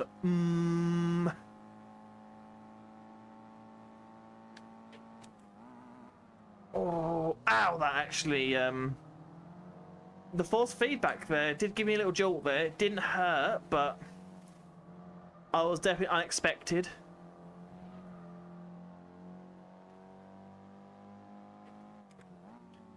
If I would have had a stronger wheelbase there, that probably would have been a crunch. that would have been a wrist delete mode.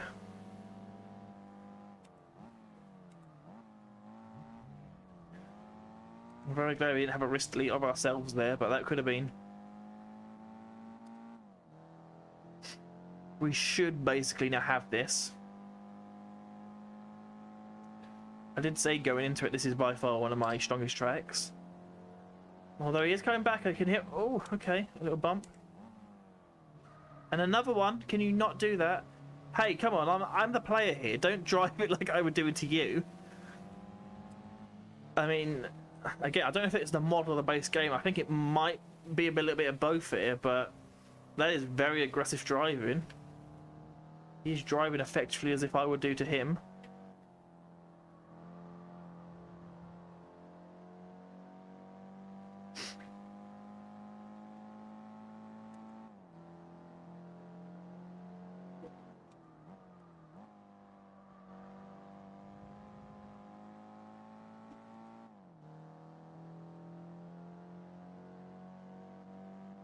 He's not as far back as I'm hoping, but he shouldn't really make a dive on us here.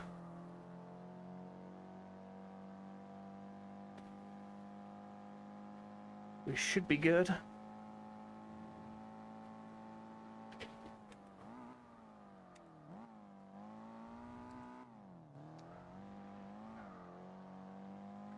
Might get a slight cut track there, off track.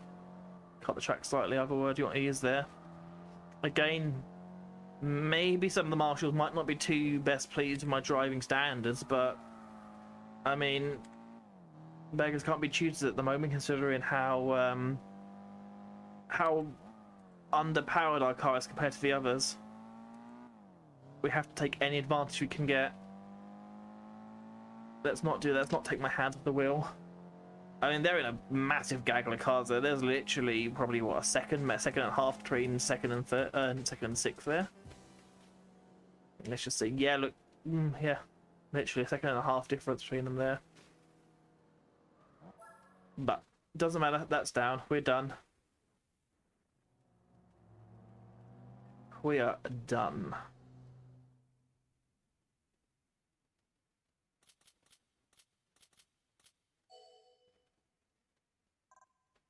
Nice, 20,000 credits.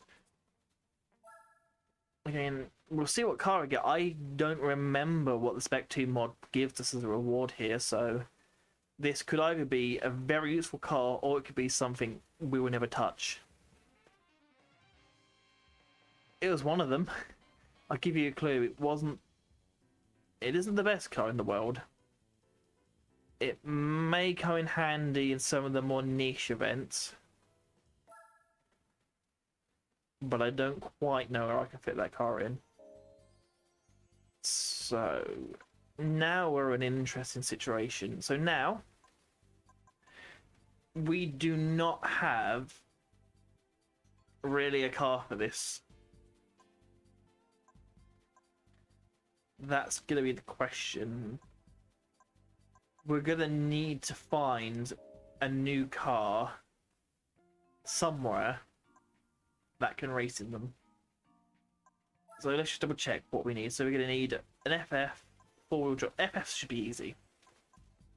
Four-wheel drive, that could be interesting. And MR, that's typically the harder one. That tends to have all the sports cars. Wouldn't be surprised if some NSXs start turning up to that one. So probably for now, I mean, we'll just have a look at what the showrooms have. But probably for now, we're going to be looking at, yeah, FF maybe.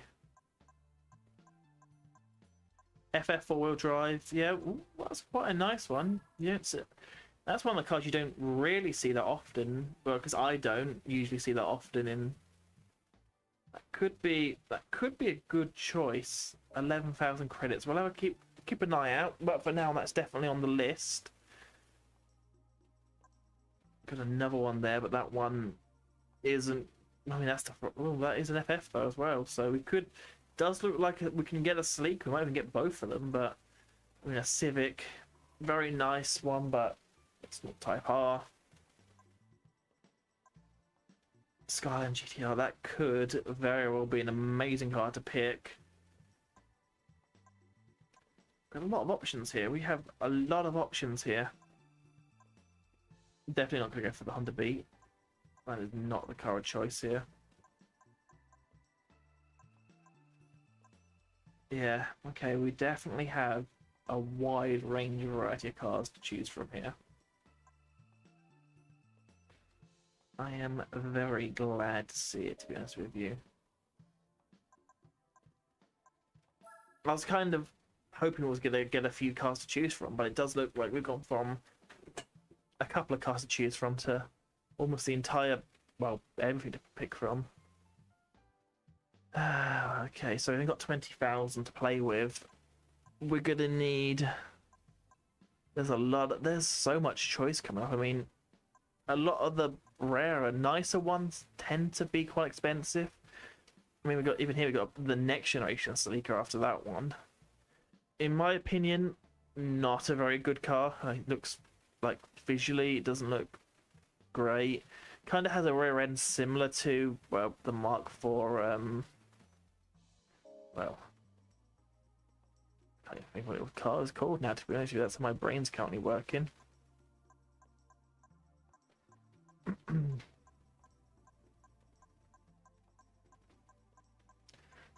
Actually, that's a question. Are they in the game? I'm going to look for Toyotas. I know they are in the game, but can we pick up?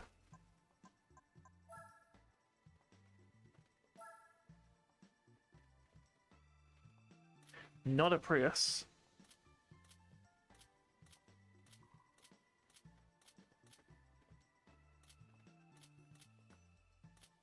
Doesn't look like it. They got the Sleekers. There you go. The car I was thinking was Super, by the way. but do they not have just a Mark IV 3 Supra you can buy? Doesn't look like it. Classics would always have the old ones, but I don't think they would have anything that, yeah. I mean, if you've got the money. Obviously, at the moment, we do not have the money. Do we have any classic cars that might fit? It does look like we probably could go for the early 90s cars. The even older Celica. Looks like there's a lot of Celicas. Not a bad car either, to be honest with you. Is that FF as well? Yeah, that's FR, sorry. Not going to be that useful for us.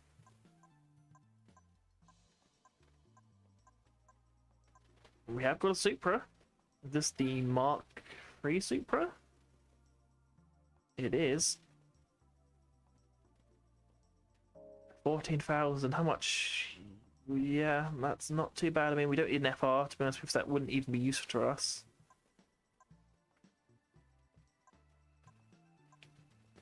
There's a lot of options. So we are going to get something from Used Car Showroom 1, which is basically the 90s. Could get an NSX. I mean, we can't afford it, but that would be quite nice. Could get a very unique car to this kind of game franchise, a G20. I mean, it does look like it'd be good touring car material, but for this, could be interesting though. I mean, I've never used one of these, and I don't think many people use them, so I'm gonna say it. I think we might use it. That is a very strange thing to say, but I am tempted to. I'm tempted by the option of that, getting that as the FF, as a front wheel drive, front engine front wheel drive, in fact. And then for the four wheel drive, we could just pick up any kind of Nissan, I guess, any kind of Skyline, any kind of. I'm gonna do it. I'm gonna pick a really random car, but why not? You just do not see anyone. This is almost unique to this game. You never see this car in any other game, or I haven't.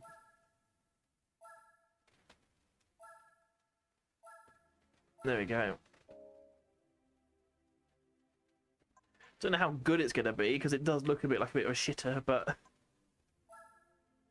maybe it could be a bit deceiving. I hope it's very deceiving, but visually it looks a bit like a 90 shitbox, and not the good variety, not the kind that actually well, are worth tens of thousands of dollars nowadays. It's the kind of ones that have all been scrapped, and there's about 4 left in the country.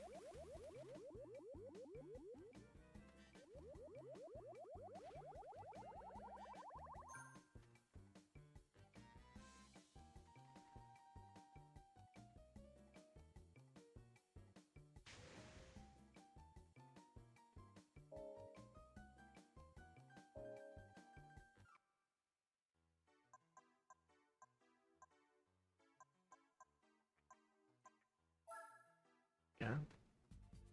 Well, we got a brand new car. A very unique car. Don't know how good it's going to be. I mean, FF Cup tends to be the slowest cars of the game, so hopefully we got a good chance of winning it.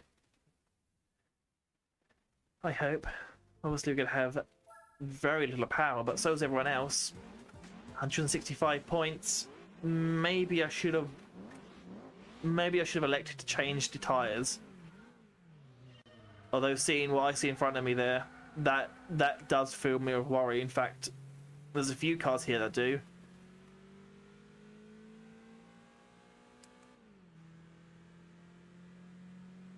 I mean, realistically, this is, if I'm correct, I could be completely wrong, but it feels like this is was used as a touring car, but just on a completely different badge.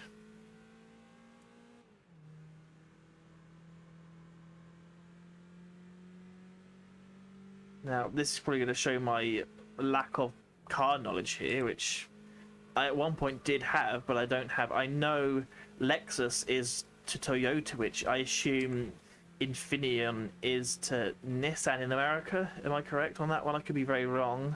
because this does feel like it does scream Nissan to me. This car.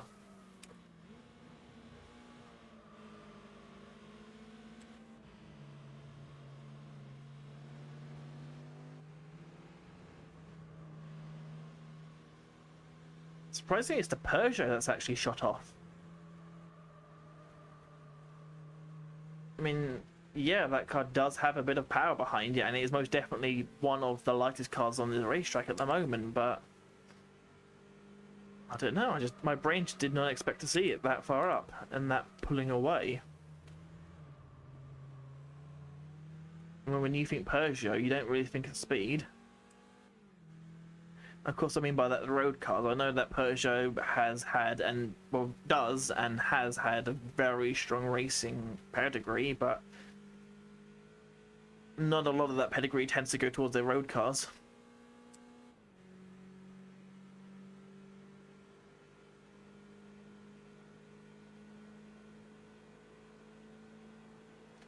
Five seconds.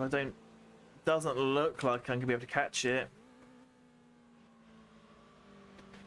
Looks like I'm most definitely going to be probably third place at best here. It might be worthwhile spending a small amount of money, maybe getting new tyres, maybe lightening it a bit, maybe just simply new tyres and make the car lighter. That might be all we need to do here. I mean, I know power is going to be something we'll be struggling with, but I mean, there's not really that many cheap ways to gain power in this. I mean, I know you can say simply a turbocharger or an engine upgrade, and yeah, you'll probably gain like a 15 to 20% for a level 1, but that's still 5,000 credits. That's just money we do not have right now. It feels less of a racing game right now and more of an economics lesson. I mean, as someone actually did study economics, that doesn't sound too bad to me, but I imagine lots of people at the time, they didn't want to do economics. They just wanted to get out there and race their favourite cars, or in this case, race their favourite 90 shitboxes.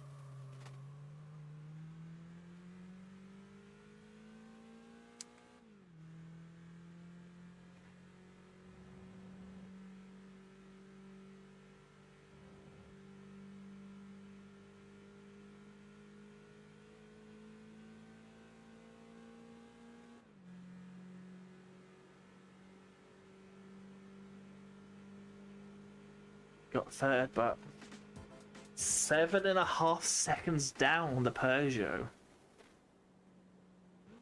I did not expect to see that, to be honest with you. The Sleeker I did. I knew the Sleeker had a lot of power on, depending on which variation of the 1,000 different variations of cars that they have to represent Japan, and everywhere else doesn't really have that many variations of cars, but that's fair enough. I'm gonna have to spend that 1,000 credits that we just won from there to, well, make the car at least drivable. I'm gonna presume the best thing to do would be, as I said earlier, just to put light in the car and put better tires on it. That's my plan. Again, Japanese car can go through here. Just gonna pick a random one here. I don't really think it makes any difference what we're gonna do. Light in the car, that will make surprisingly a lot of a huge benefit. Same thing with tires. We're not on the comforts, we're on the roads. Actually, just spend a little bit more money and get the better one. I know that's really counterproductive what I was saying there, but spending a little bit more money could work. Maybe if it's worthwhile erasing chip. No, that's definitely not worth it. I mean, I imagine we're going to gain. That's not the worst amount of horsepower gained from it, but I just feel that we don't need it. I mean, turbo kits, that is a huge upgrade actually compared to some of the other cars. That is a big jump. We're not going to need it, but that could be worthwhile if we need to at least upgrade that.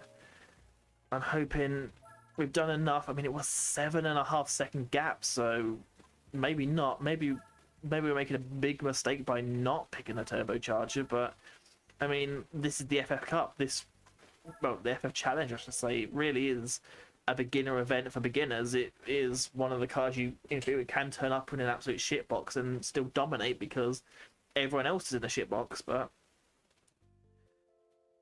It's looking better. I mean, we have got a 3.2 litre Vectra, but I mean, it is a Vectra, so it is about the same size and weight as a, well, middle-class battleship.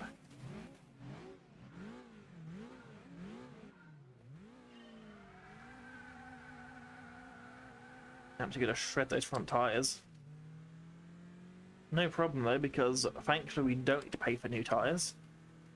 Does look like the big Vectra is going to, well, benefit from the power.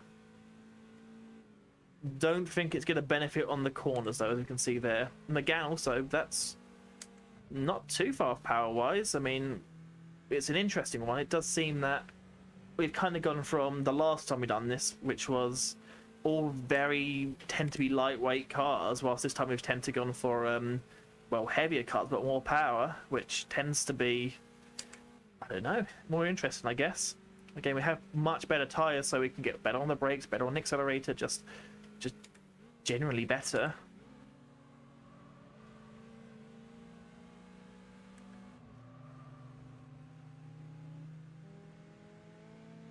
I only found out recently that going off there doesn't break some of the license tests. Usually going over any white line, well, with more than 2 tyres, tends to automatically end a license test, but for some unknown reason that corner there, those little white lines just don't count. I believe it's one of the international A licensed ones, but I think you've got to drive, is it the Jaguar 220, I believe? Could be wrong. I'm sure we'll come across it soon. The lack of power is really hindering us there going up that hill, but shouldn't matter too much. Huge difference here in the fact of just simply making the car slightly lighter and making it more of a race car by putting better tyres on it. That's just the simple fact that it's fixed it. And the fact that we don't have a car that's just broke away from the pack. That's another very important thing. Would say that the driver learned the track slightly better with the car track combo is helping, but that's not true at all. I am as bad as I've ever been. And to be fair, that's one of the beautiful things of this kind of game. You don't need to spend hours and hours on a simulator to, or at least trying to run out the best laps to win, because you're racing against AI. AI can be set and is often set to be fun, not to be infuriating. I mean, if the AI was driving as, well, consistently and as fast as players would be, then it would make the game so much harder. It would make the game so much more interesting and complex, but equally so much less enjoyable, because, yeah, on paper, this car should probably be about 4th place, maybe 3rd at best, and yet, because we are human against AI, the game lets us do it. Thank you, AI. And I've definitely got to say thank you, AI, because AI is definitely listening to this. Thank you, AI overlords, for letting the humans win occasionally. Yeah, I'm not scared of AI at all. But it doesn't matter. That's done. What a difference a reroll and very slight, inexpensive upgrades can do. We should get the money back from the upgrades. I mean, how much was that? 1,000. So about 2,500. We've instantly got that back again, plus a little bit of interest. It is worthwhile doing. Only if you can afford it, though. We still have to find an MR and a 4-wheel drive car. I know what car we get from this, and I'm pretty sure it is is it a Mark 4? I'm gonna say Mark 4 Golf GTI. Maybe it's a Mark 5. Mark 4 5.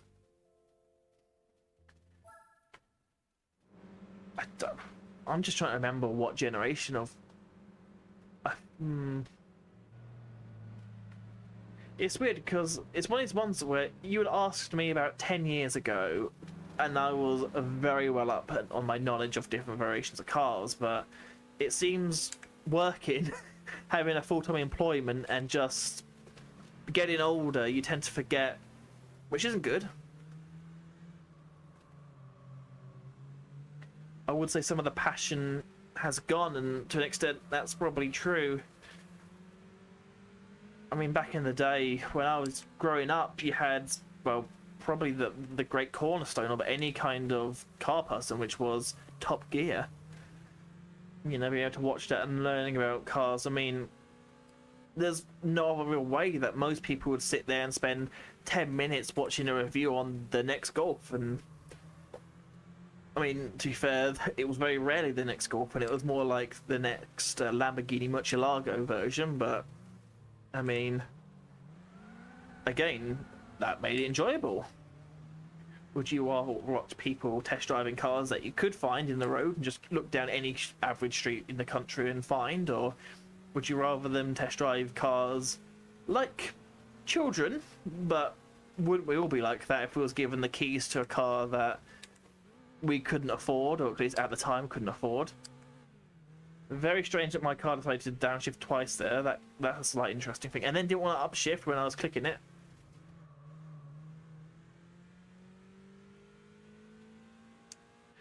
We could be having some mechanical issues here.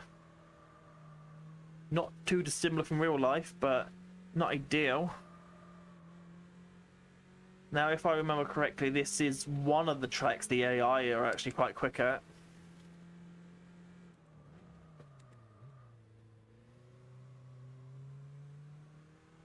It's not a bad thing that the AI is quick on this track, but it does mean that it's much more of a challenge to try and catch up to that car, considering, well, just a little while ago, that particular car that's leading, which I believe is now, for I could be completely wrong, but we were not even in the same like postcode to them in the last time we were racing against them, but somehow the AI has suddenly turned into an actual racing driver and can drive it. Thankfully, the upgrades we did pick are making a difference. I mean, considerable difference, if I'm honest with you. The fact that it is lighter and got better tyres, but that's just not enough right now. In fact, it's actually pulling away from us. So maybe the lack of horsepower is now, once again, going to be our downfall. Now that they've actually gone to a track that the AI is, well, competent with. Well, doesn't have but hit a wall there, to be honest with you.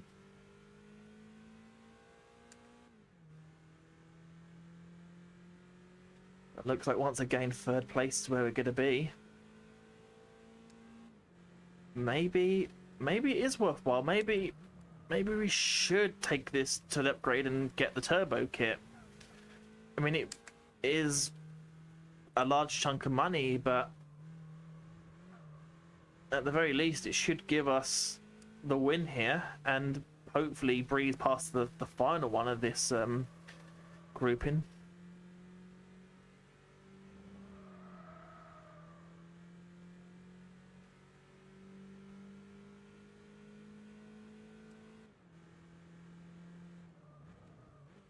I do like getting on the curbs in this track, though. They do have a quite enjoyable, fun feeling to them, but that is it. Once again, we are slow. And that Alfa Romeo is quicker than us. So maybe it is time to upgrade once more.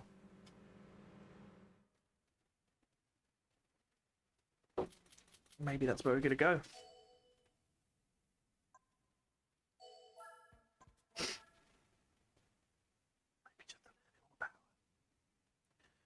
It may be just a little bit more power is what we need here. Nothing huge, just enough to get us where we need to go. Because, more importantly, I don't believe we're going to need this car ever again. I could be wrong. There could be a championship that this car's built for, but I don't see it. I don't see it happening.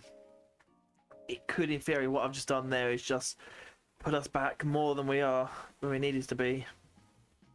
I know that there is a point coming up not too far from here where it does massively start to snowball, and we're going to get a nice 200 odd horsepower, well, Golf out of it, which can be then used in a plethora of different both European and single make challenges, so that'll be useful. Maybe it is just worthwhile spending the money here looks like the Alpha's back, but instead of being 140 points, it's only 67 points. So definitely looks like we are at equal, if not slightly better off pegging. You can see coming out of that final corner, they were already caught right up the back of the actual the shit box, the 206. Ironically, I actually don't mind that car in particular. That little Peugeot, I don't think it's actually too ugly. I don't think it's the best car ever made, but it's definitely not the worst. I mean, there's a big point in Peugeot's history where they were just making not good cars. I mean, compared to the car in front of us, which I would say is one of those cars in question, I think we're actually at the point now where, because we've got enough horsepower here, I actually have to be a bit careful on the accelerator now, because if I just mash the accelerator, the front wheels just spin, as we just saw there. And it is quite... There we go, exactly what I was saying there. We are now at the point where I can just burn the front tyres away. I've actually got to use some throttle control for the first time. Throttle control is now a concern of ours.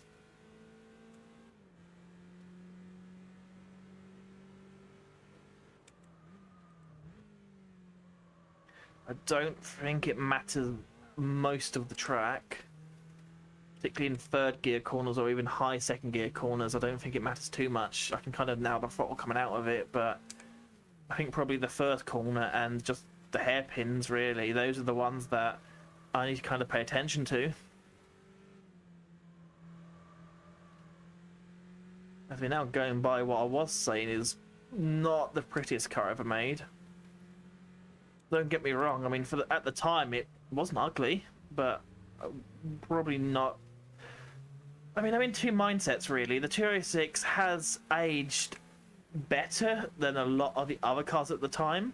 It really has. I mean, compare it to, say, a Corsa of that generation. I'd say the 206 looks a hell of a lot better than the Corsa, but then compare it to a Ford, maybe not. Maybe the Fiesta at the time, maybe they are better cars and visually aids better. I'm not too sure. I mean, compared to the Alpha front, it's definitely aged differently.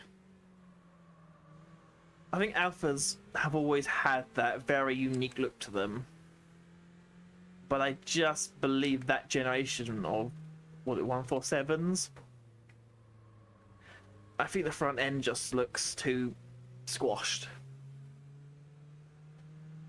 I know that was a common trait of that generation or yearage, I guess, of Alpha, but just kind of looks a bit too squashed for me. They've tried to add too much detail in a limited space. Although once again, I am talking complete gibberish again and nonsense, whilst I realistically should be trying to catch up to this car. Well, we are kind of catching there, which is a good sign. I am hoping we can get close to them to try and make a final daring lunge on the final corner. Or we might even not even need to do that. We might catch them going into it. We do have probably more horsepower than them now. Probably lighter, more horsepower, definitely got more grip than them, so should make easy pickings, but we'll see. Especially if he does that to us. Special little tap using the bumper there.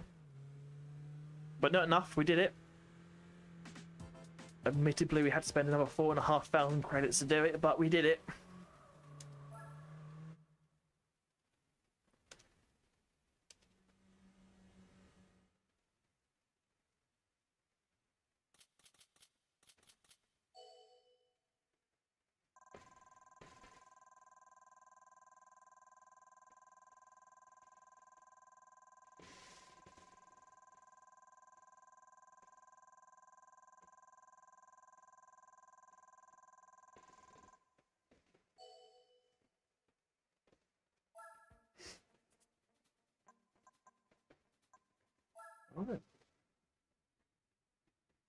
One more, the final race of this event.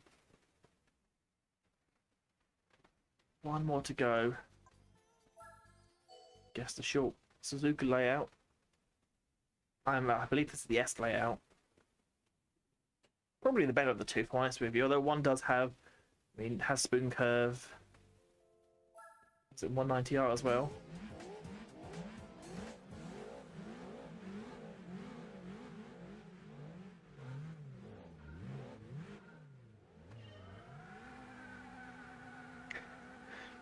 Although speaking of cars that really don't look too nice, look at that one. Was that the C5? Not a nice car. I will. It's a very unique take, I'm gonna say, but I believe that the generation, slightly newer generation of C4, like the 2006 to 2010 Citroen C4, I quite like the look of that one. Probably because that was at the height of the dirt racing games, and that was one of the main rally cars at the time. In that game, at least, because they didn't have licensed WRC content, so they were kind of limited to what cars they could or couldn't use. But I liked it. I thought it looked quite nice, especially its digital dash. That was quite nice to see. Don't get me wrong, I don't think it's a particularly great looking car, but compared to the other cars that are around, that was quite enjoyable for me. Really weird shape back as well to it. But then again, that being said, we have just overtook the Megane, which has equally got a really weird rear end to it. A bit of a weird seating situation. I don't know if anyone's actually turned that rear boot into an actual seat. Looks like someone, looks like a bee or something stung its ass.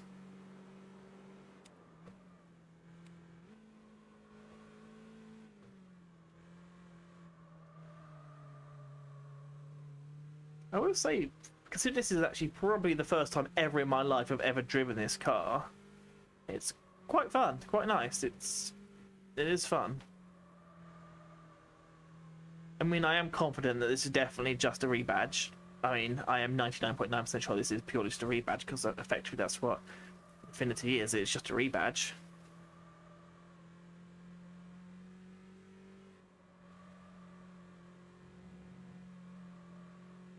But it doesn't matter. This game does have a number of rebadged cars. I mean, it effectively has two identical cars, which is, at least for us, the Opel and the Vauxhall, which are just two identical things. Both owned by, is it General Motors? The only difference is Vauxhall at one point was an independent car manufacturer and then was bought up by GM and thought we'll put it in the same line as Opel, but as Europe got Opel, I thought we'll keep the Vauxhall actual badge. Fun fact for anyone who does care about that, similar thing is with Lay's potato chips. So Walker's and Lay's potato chips are obviously, if you look at the badge and logo, are identical, but the reason why in the UK we have Walker's and not Lay's, and I believe some other countries have the exact same thing, is that Lay's, rather than starting their own company in the UK, they simply bought the brand. They bought a company out, which was Walker's Crisps at the time, and just thought, right, this is now our crisps. We're going to keep the name, but everything else is now ours, and we're going to make it our own crisps. So that's effectively just a rebadge. Technically the opposite of a rebadge, buying a company just to steal their name. But hey, it doesn't matter what I say.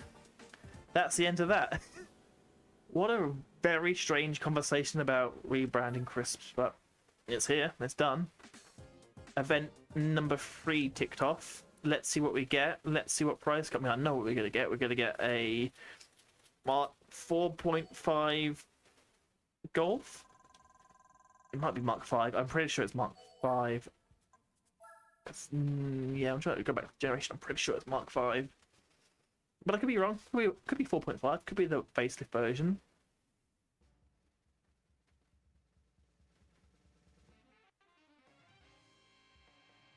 There we go, it's Mark 5. The Mark 5 Golf GTI.